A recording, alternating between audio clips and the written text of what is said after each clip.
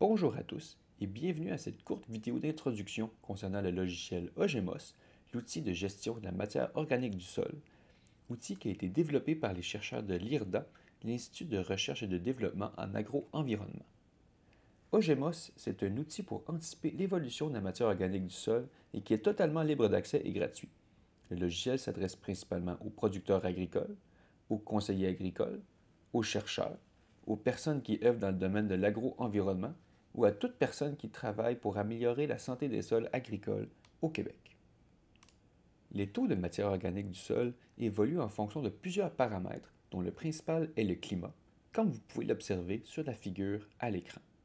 Le terrain est aussi un paramètre important et qui lui-même joue un rôle sur la granulométrie du sol, donc la texture, soit la quantité de sable ou d'argile qu'on y retrouve. Les pratiques culturelles ont aussi une grande influence sur l'évolution de la matière organique à long terme. Donc le type de culture qu'on y produit, la productivité de ces mêmes cultures, les amendements organiques qu'on y apporte et le travail du sol sont des paramètres tout aussi importants.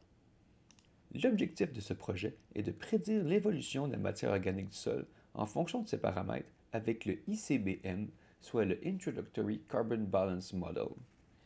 Une fois le modèle ajusté, une interface a été créée pour simuler l'évolution de la matière organique en fonction de différents scénarios personnalisés qui s'appliquent à la réalité des producteurs. Ensuite, les résultats seront testés avec des données terrain issues de l'étude sur la santé des sols du Québec.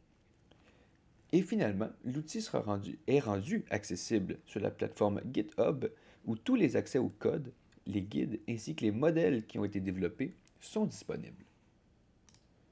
OGMOS est un projet qui est toujours en développement avec une première phase qui est déjà complétée et qui consiste à implanter le modèle et à rendre l'interface disponible sur la page GitHub dont vous pouvez voir le lien à l'écran.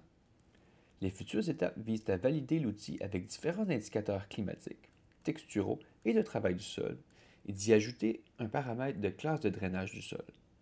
Ensuite, on veillera à améliorer la convivialité de l'interface, notamment en développant une interface web.